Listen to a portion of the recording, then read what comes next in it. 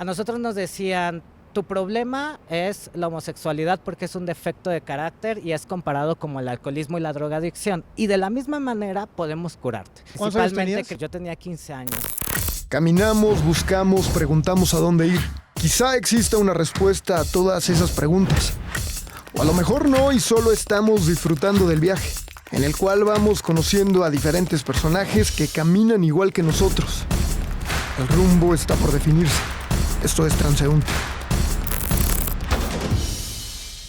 Oigan, bienvenidos, bienvenidas y bienvenides una vez más a su espacio Transeúnte. Y hoy tengo a un invitado muy especial, Iván Tagle de YAG, que ahorita me vas a contar. Es una asociación civil, pero Iván, vamos a hablar de un tema muy interesante y que a todas las personas de esta comunidad y también de quienes están fuera de quienes no pertenecen a esta comunidad, que pareciera como de ciencia ficción. Estamos en el 2021 y no entiendo cómo todavía existen las terapias de conversión. Muchas gracias por venir aquí a nuestra terraza. No, a ti y a todos los que nos están viendo, está increíble. Gracias por este espacio y sobre todo por traer un tema que necesita justo ese spotlight para poder informar y precisamente evitar que más jóvenes puedan ser sometidos a estos tratos crueles, inhumanos y denigrantes, porque las terapias de conversión son eso, son tortura. Entonces te agradezco un montón. Oye, pero a ver, cuéntame, estamos en pleno 2021, ya casi 2022. ¿Cómo es que siguen existiendo las terapias de conversión? Bueno, pues siguen existiendo principalmente porque son estas ideas arraigadas ya desde hace mucho tiempo, donde a la sociedad se le inculca y se le educa que cualquier tipo de relación sexual que no tenga como fin la procreación está mal, es pecaminosa y debe de ser castigada. Históricamente nuestra población, la comunidad LGBTI más lo que se agregue de letras, ha sido violentada y discriminada. A un inicio, primero decían que éramos unos sádicos, no sodomitas, y entonces los discursos religiosos se van impregnando tanto en las prácticas legales, ¿no?, como las prácticas también médicas. Y entonces la religión permea toda la sociedad y firmemente ellos creen que cualquier relación que no tenga como fin la procreación está mal, hay que castigarla y entonces brujos quémenlos en la hoguera, ¿no? Hay que meterlos a la Santa Inquisición. Pasa la historia, pasa el tiempo y en lugar de criminalizarnos y perseguirnos, entonces se modifica y dicen, bueno, pues no son criminales, pero sí están locos. Y entonces todo eso se va arrastrando y las personas comienzan a hacer diversas prácticas que tienen como fin reprimir la sexualidad de las personas. Acá en México a eso le conocemos como ECOSIG, esfuerzos para corregir o reprimir la orientación sexual, identidad o expresión de género de la gente. No es sino hasta 1990 que la Organización Mundial de la Salud dice, oye, la homosexualidad no es una enfermedad, no hay nada que curar, y entonces la quita de su diagnóstico de enfermedades mentales. Justo era lo que te iba a decir. En 1973 la Asociación Psiquiátrica Americana dijo que ya no era una enfermedad, y entonces, pero antes de esto, como me decías, en la historia, antes de esto veíamos electroshocks, tratamientos con hormonas. ¿Qué más era lo que pasaba? Bueno, pues sobre todo todas estas prácticas involucran acciones como, privación de la libertad como forma de tortura, ¿no? Aislamiento, tratos crueles, inhumanos, golpes, ¿no? Los electroshocks o incluso la lobotomía era algo que se practicaba y que estaba bien visto por la sociedad. Esto es súper importante, todos aceptaban esas prácticas. Incluso hubo gente muy importante en toda la historia que pueden ver incluso películas. Hay una película muy interesante que se llama Código Enigma, no sé si la has visto. Justo te iba a decir, o sea, yo me acuerdo mucho en varias películas cómo ves que les están dando electroshocks, que a las personas homosexuales en los 40, 50 los metían a los manicomios, a los psiquiátricos, porque, bueno, decían que era una enfermedad, ¿no? Claro. Pero no deja de suceder en los 70s, aun y cuando dicen que ya no es una enfermedad. Pasan los 80s, pasan los 90s, pasan los 2000, pasa mucho tiempo y siguen replicándose esas prácticas. Ahora, la pregunta es ¿por qué, no? Y entonces tiene que ver con, yo nací en 1990. Cuando yo nazco apenas van retirando a la homosexualidad de la lista de enfermedades mentales. Entonces, todos los doctores, psiquiatras, psicólogos que están estudiando empiezan a tener la información de que todos somos unos enfermos y comienzan esas prácticas. No es sino hasta muchas décadas después que esas resoluciones que las máximas órganos o instrumentos o instituciones psiquiátricas que regularon, ¿no?, empieza a permear en nuestra sociedad. Entonces, desafortunadamente, muchos de los que crecimos a principios de la década de los 90, crecimos con todo el estigma de las personas que decían, tu hijo, si es gay, está enfermo, ¿no? Hay que curarlo, tienes que salvarlo porque entonces su alma se va a ir al infierno. Y desafortunadamente comienza todo un movimiento, ¿no?, que empiezan a darse las clínicas como Vencer, clínicas de apoyo, ¿no?, que prometen curar la homosexualidad en tan solo 4 meses, pero en México hasta eso somos chingones, ¿no? Porque los psicólogos de México, a diferencia de todo el mundo, aquellos que están pujando por estas prácticas, dicen, oigan, nosotros no solo vamos a curar la homosexualidad en 4 meses, sino que vamos a desarrollar la heterosexualidad. Y perdóname, pero es que eso es un fraude comercial, están quitando y ¿Pero robando. qué tipo de psicólogos hace eso? Pues qué bueno que lo preguntas, porque normalmente en todas estas prácticas, en nuestra organización, lo que hemos detectado es que siempre está presente el componente religioso. No hemos encontrado ni un solo psicólogo o psiquiatra o grupo de estos que no tenga muy firmemente pegado todo el tema de la religión. Entonces ahí vemos cómo los preceptos religiosos se meten y se mezclan con la práctica psicológica, y algo que decimos acá en México es, oigan, en México no está regulada la salud mental, no hay una ley que a los psicólogos y a los psiquiatras literal les diga cómo deben ejercer su práctica. Entonces yo creo que a partir de la pandemia también se dio un boom para poner en el centro de la discusión la importancia de nuestra salud mental. Y entonces, ¿cómo carajos queremos que la salud mental se regule en nuestro país? Y yo creo firmemente, y creo que todos nosotros deberíamos de estar en la misma sintonía, que la salud mental debemos acceder a ella sin discriminación y sin prejuicios. No podemos tener a un psicólogo que esté con la Biblia, el Torán, la Ouija, las cartas, ¿no?, diciéndote cómo acceder a una salud y bienestar, ¿no? Y sobre todo psicólogos que piensen que a través de un castigo, que a través de tratos o mecanismos como esto de la aversión o de estímulos que te lleven a un daño físico, puedan como curar algo que ya dijeron que no es una enfermedad. Lamentablemente son personas que siguen con prejuicios, que siguen con una homofobia, transfobia latente y que la llevan a la práctica clínica, ¿no? Y justamente en eso me iba a detener. Yo me acuerdo, no sé, amigos que, oye, le dije a mis papás que son gays, y me acuerdo perfectamente que había como 2 reacciones, ¿no? Había quienes se iban a la iglesia de no, mijito, te vamos a curar. Inclusive recuerdo que sí, que lo llevaban como con psicólogos, ya sabes, de no, Dios te va a curar. Y había otros que los llevaban con psicólogos y les decían, no, señora, su hijo yo no le tengo nada que curar, al que tengo que curar es a usted, pues porque no acepta la homosexualidad de su hijo, las preferencias sexuales de su hijo. Pero me quería detener en eso justamente. Estas son iglesias, o como esto Vencer, ¿no? Es una iglesia. Cuéntame un poquito más acerca de esto.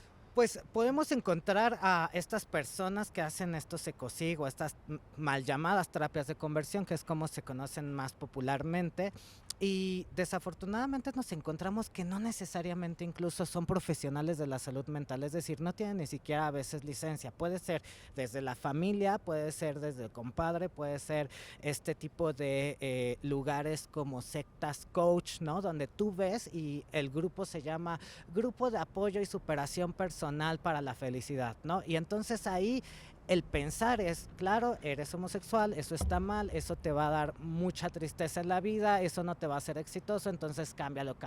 Entonces, desafortunadamente, a través de las legislaciones que se empiezan a dar, todas estas personas que ejercen esa mala práctica, esas torturas, dicen, bueno, tan fácil como dejarnos de llamar clínica de terapias de conversión y pongámonos clínica de reafirmación personal en la sexualidad. Que parece un chiste, pero lo ves, yo lo he visto en memes, que hasta un señor con un letrero, con un señor con un letrero de yo me curé de la homosexualidad, Dios me salvó, o sea.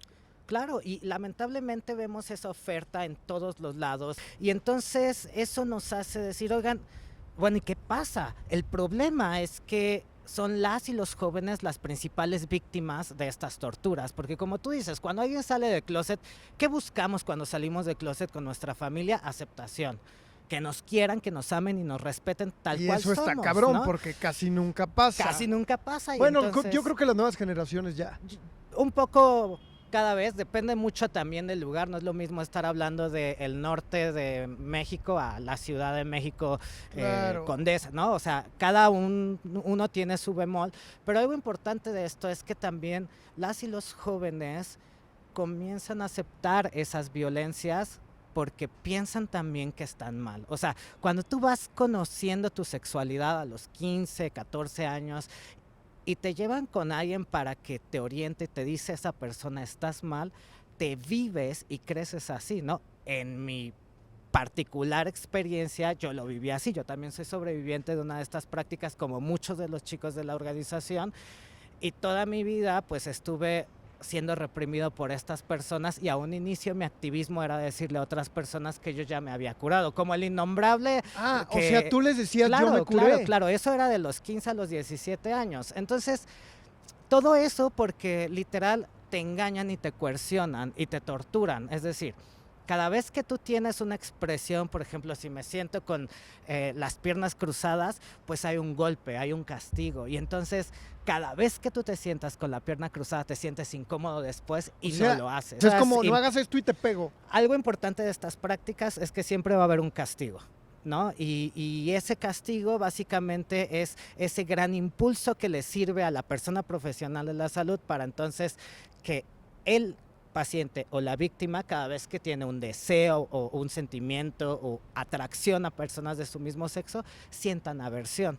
Por ejemplo, cuando yo viví todo eso después a los 19 o 20 años, para mí era casi imposible tener relaciones sexuales con un hombre, ¿sabes? Por el trauma psicológico. Por supuesto, porque eso es lo que hace la terapia de choque, ¿no? Electrochoque, que tiene mucho que ver, son los principios, pero la terapia de choque es somete a una persona a un nivel de estrés altísimo, porque en ese punto donde rompes a la persona, se rompe la psique y entonces la persona es más manipulable, ¿no? Y tú puedes comenzar a interiorizar todo un discurso, toda una filosofía en esa persona. ¿Y qué pasa con las víctimas? Hay algo muy sencillo y muy conocido que es este síndrome de Estocolmo, ¿no? Las primeras personas que sabían o que saben quién eres tú son esas personas que te están torturando y que te dicen, te aceptamos tal y como eres, pero cambia, cuando nadie más sabe. Y entonces lo que buscas es el reconocimiento de esas personas que te hacen ser adicto a estos grupos, porque si te alejas de ese grupo vas a recaer y aguas, porque vas a deshonrar a tu padre y a tu madre, porque vas a ser corrido de casa. Y todo viene con la religión, ¿no? Está pegaditito. Por supuesto. Iván, no me gustaría entrar en detalles ni hacerte recordar por lo que pasaste, pero ¿cómo fue? O sea, ¿a dónde te llevaron? Pues es un espacio que básicamente es fuera de la Ciudad de México, ¿no? Básicamente nos secuestraron. Estas personas operan así, no nada más el grupo en el que yo estaba, que se llamaba Grupo de Apoyo San Agustín, sino en el trabajo que hacemos de la organización. Católico.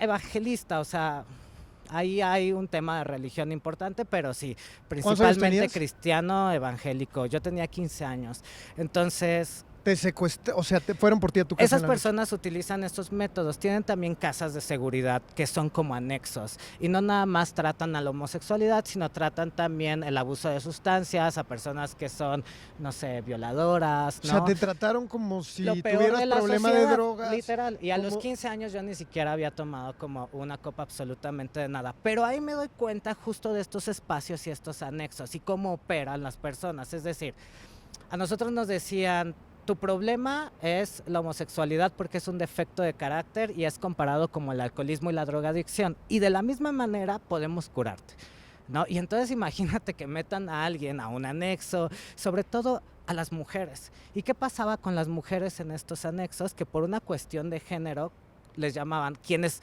literal luchaban por ser quienes eran, quienes decían no somos enfermos, yo estoy bien, les llamaban las personas ingobernables y a esas personas ingobernables las metían a estos anexos. Entonces, ¿cómo operan ellos? Literal, tu familia, las personas que están encargadas de ti, firman un permiso donde a ellos les ceden todos los derechos para que entonces hagan de ti lo que quieran. Entonces, estas personas muy fácilmente tú puedes estar trabajando, llegan literal y te secuestran, te meten en un auto y te privan de la libertad en estas casas de seguridad. Y entonces ante la ley, ante la justicia, ellos dicen, pues tenemos todos los permisos de los familiares y aquí está avalado, nosotros no estamos cometiendo ningún delito. Bueno, chicos, eso es un delito en nuestro país, no importa que alguien tenga un documento firmado, nadie en este país puede privarte de la libertad en contra de tu voluntad. Pero ¿qué pasa si tú tienes 15, 16 años, dependes de toda tu familia, ¿no? Sabes que si sigues siendo gay te van a golpear, sabes que si te resistes va a aumentar la violencia. Déjame pararme, en esta edad, a los 15 es cuando dice, chin, sí me gustan los hombres, pero me tengo que comportar súper machito porque en la escuela me van a hacer bullying, porque mis papás me van a hacer bullying, porque en la familia no me... O sea, es yo recuerdo, esa edad es como si quisieras, lo mencionaba algún día, ¿no? Como si quisieras desaparecer y ahora no me imagino que todavía tengas que pasar por esto. Claro, y entonces... Me imagino que ha de haber también gran cantidad de suicidios, ¿no? Por supuesto, algo importante que vimos ahí o que yo empiezo a detectar. Yo huyo de casa a los 17. Salgo de mi casa. Pero, o sea, a los 15 fue cuando te llevaron a este lugar. Sí, estuve 2 años militando en esos espacios hasta que de plano fue como uno no puede cambiar. Y entonces, ¿qué pasa cuando no puedes cambiar? La frustración. Por ahí vemos a muchas personas que pueden salir a decir, oigan, yo me curé, yo sí puedo cambiar.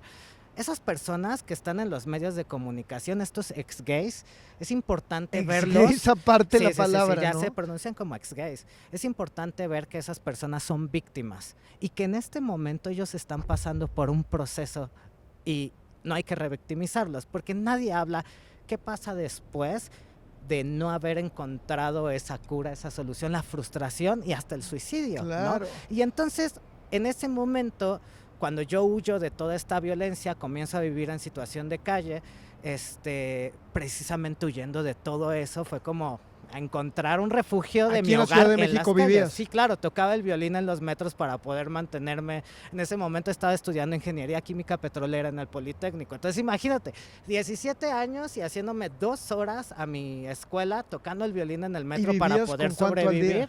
Como me iba bien en el metro, ¿sabes? La neta es que si tocando me iba chido, yo creo que sacaba como 400 pesos diarios, o sea, la neta es que no estaba mal, pero de repente observaba, por ejemplo, a mis amigos heterosexuales que sus papás les compraban o les rentaban un departamento enfrente de la uni y ellos hacían 5 minutos para ir a sus clases. Yo me tenía que hacer 2 horas, sin familia, ¿no? Sin un sustento, sin apoyo, y ahí me doy cuenta cómo este tipo de prácticas y cómo la discriminación generan grandes barreras de desigualdad. Pero bueno, el punto es de que en ese momento comenzamos a conocer a otros jóvenes que también habían huido de casa, los conozco en el metro, en las calles, y nos empezamos a reunir. ¿Y cuál fue mi sorpresa? Que en su mayoría todas y todos ellos también habían vivido una experiencia como la mía. Fue alarmante porque de repente fue la misma obra de teatro, pero con diferente actor y en diferente locación. Cuando tenías 15 años, te llevan a esto, ¿qué es lo que pasa adentro? O sea, llegas y ¿qué te hacen?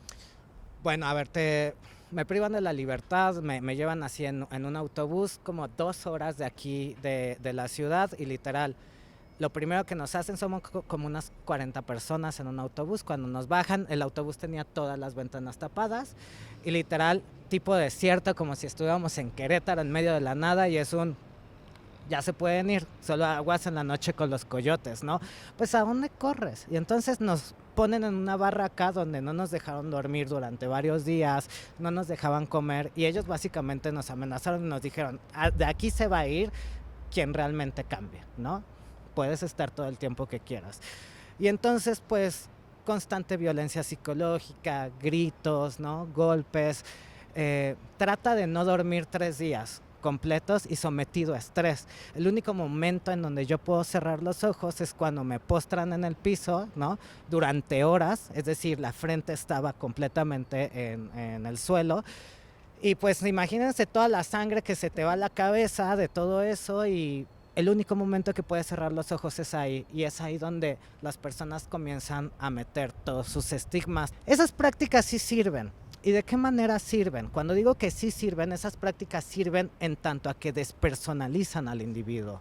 Esas personas lo que buscan es quitar y borrar completamente a esa persona a través de la tortura psicológica. Y eso es lo que tenemos que estar luchando. Y desafortunadamente, te digo, cuando conozco a todos estos chicas y chicos y fundamos el grupo y venían más jóvenes, nos dimos cuenta de todas estas prácticas y nos aterramos porque había personas que se estaban poniendo de acuerdo precisamente para hacernos ese daño. Y no solo eso, lo peor fue con nuestras compañeras lesbianas o mujeres trans. Por ser mujeres, a ellas las sometían todavía a algo que se llama violaciones correctivas. ¿Qué son las violaciones correctivas? Oye, tú eres lesbiana porque seguramente no has probado un hombre. No. Y entonces la familia consensúa la relación sexual con un tío, con un compadre, con un amigo, y la chica lesbiana sufre un abuso sexual, porque entonces en el pensar es claro, así te vamos a hacer mujer porque necesitas comprender lo que es un hombre. Y no nos vayamos tan lejos, esa práctica es súper normalizada en nuestro país. En distintos puntos de la República, sobre todo al interior, en los estados, cuando cumples 15 o 18 Como a los niños, años, ¿no? De que te quieren llevar con una prostituta. eso es violencia. ¿En qué momento México hemos normalizado ese desmadre?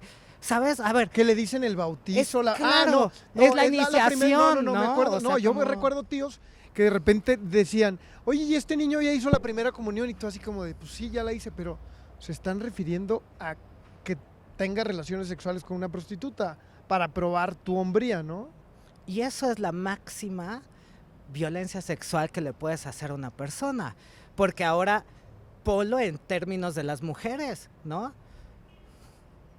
Y te das cuenta la diferencia entonces sobre el género. ¿Por qué un hombre sí? ¿Por qué a nosotros se nos exige eso? Y ahora, si eres homosexual y entonces tú tienes Claro. que probar eso, el nivel de violencia, el nivel de frustración, el nivel de miedo que tienes porque pues lo que quieres es pintarle las uñas a la comadre y hablar de qué bonita se ve, ¿no? No Claro. quieres violarla, ¿no? Y enfrente de tu familia. Esas prácticas en nuestro país siguen siendo normalizadas y perdón, eso también es tortura, eso es una cosig, ¿no? Y eso a nosotros pues nos hacen cuando salimos del closet. Entonces, es muy vergonzoso hablar de esto. La mayoría de las víctimas somos jóvenes. Normalizamos esa violencia porque pensamos que no lo merecemos y no hablamos. 1 de cada 10 personas que han sido víctimas de este tipo de prácticas Es lo que te iba a decide hablar. preguntar. 1 de cada 10 personas. Es muy poco. Se tiene, por ejemplo, ustedes en YAG tienen una estimación de cuántos lugares de estos existen en el país. No existe en el mundo un registro así. ¿Por qué? Porque se pronuncian y Todo se en la nombran en la clandestinidad. clandestinidad y de manera muy distinta. No existe. Por lo menos desde la asociación donde trabajamos con jóvenes, son 8 de cada 10 jóvenes que han llegado a la organización, al menos han experimentado algún tipo de COSIG, ¿no? Terapias de conversión, privación de la libertad, violaciones correctivas, medicalización de los cuerpos. Y justo eso, cuando ya empezamos a ver que era una constante y que sale el Frente Nacional por la Familia en 2017 diciendo, hacen un evento súper importante en el norte, dicen, oigan, nos equivocamos completamente, no es contra los gays, es a favor de ellos. Y por eso presentamos a esta persona, Everardo Martínez, este psicólogo, que entonces va a curar la homosexualidad en tan solo 4 meses. Y ahí es donde dijimos, ¿qué pasa? Todo el Frente Nacional por la Familia empieza a ir a los estados a coachar a los psicólogos para curar la homosexualidad, el grupo Vencer, y entonces te das cuenta cómo empiezan a lucrar con el dolor y la desinformación de las familias, empiezan a engañarlas y nuestras familias empiezan a someternos a estas prácticas, y por eso junto con Genaro Lozano, con diversas senadoras como Patricia Mercado, Citlali Hernández y Alejandra Lagunes, en 2018 presentamos una iniciativa de ley en el Senado de la República, ¿no? Para prohibir estas prácticas. Justamente, ¿qué pasó con se presentó, avanzó? Estuvo muy padre porque desde la organización buscamos esta articulación con todos estos actores, pero también en la Ciudad de México.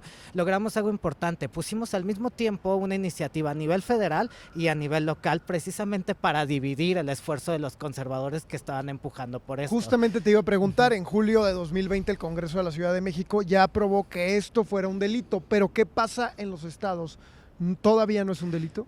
Pues es importante porque además ponerlo en contexto, se aprueba en julio en medio de la peor catástrofe mundial que hemos vivido, que ha sido la pandemia. Nosotros creímos que no iba a prosperar, pero al contrario, avanzamos en medio de eso, ¿no? Se aprueba en Ciudad de México y eso ocasiona un efecto dominó. Todos los otros estados comienzan a legislar. Ya legislado y aprobado en materia de este tipo de prácticas el Estado de México, Baja California, Colima, Tlaxcala, Mérida y Zacatecas. Y me falta uno, son 7 hasta ahorita, Tlaxcala. Son 7 hasta ahorita que han legislado porque es real, o sea, las víctimas han comenzado a salir y a denunciar. Oigan, a mí me dieron electroshocks. Hay una gran activista de Sonora que está ahorita con un documental importantísimo que retrata cómo ella fue literal sometida a estos electroshocks. Y entonces, cuando hablas con el legislador sobre esto y le preguntas qué tipo de acceso a la salud mental merecemos, pues, ¿quién está a favor de las violaciones? Nadie, o sea, incluso... ¿Crees que los panistas? Sí, hay personas que literal, o sea, sí. Ya ves que hubo unos que se reunieron con Vox y todo eso. Desafortunadamente hay personas que firmemente creen que podemos curarnos, ¿no? Incluso cantantes, o sea, incluso... Hubo un caso muy importante, no voy a decir la revista ni la persona, una de las de Harper Bazaar, ¿no?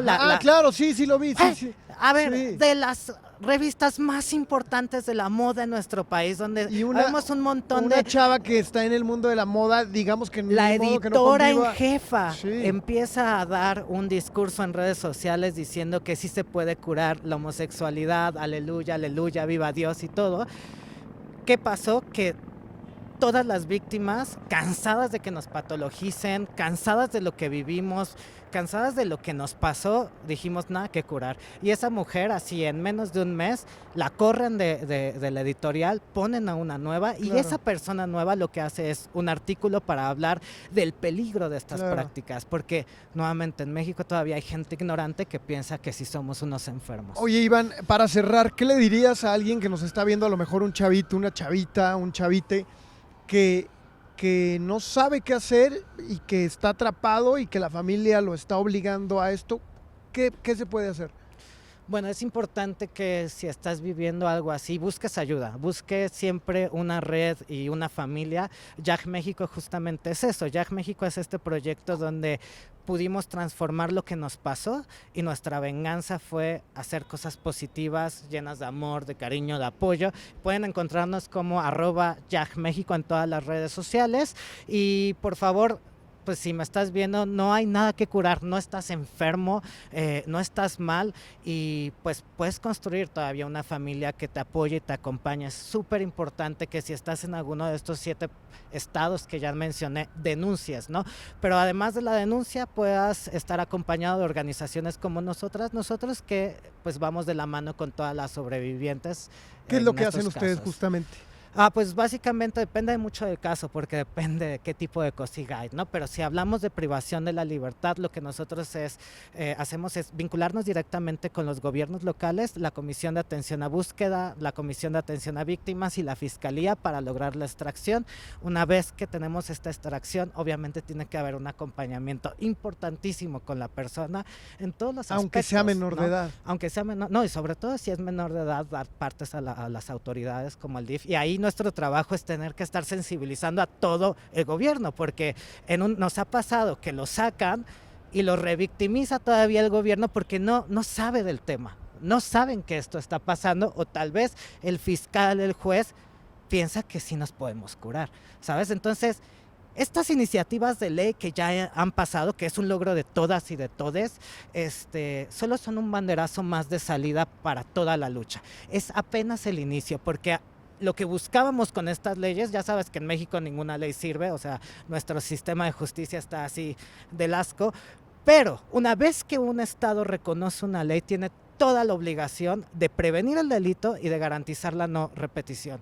Está justo en nuestras manos, de todas y de todes, que nuestros gobiernos hagan esas políticas públicas y acciones que realmente erradiquen este fenómeno. Oye, Iván, pues muchas gracias, sobre todo por todos estos datos que nos das para informarnos, que te digo, Es verdaderamente cruel que sigan pasando este tipo de casos, pero sobre todo por abrirte y por compartir tu testimonio con nosotros. Muchísimas gracias. Esperemos a alguien lo esté escuchando, alguien le sirva y sobre todo pidan ayuda. Perfecto, pues muchas gracias a todos ustedes y pues recuerden #nada que curar, por favor sigan todas las campañas y todas estas acciones y ayúdenos pues a lograr que en México estas prácticas dejen de ser una realidad. Muchas gracias. Gracias a iOS Offices que nos prestaron este increíble lugar y nos vemos en el próximo episodio.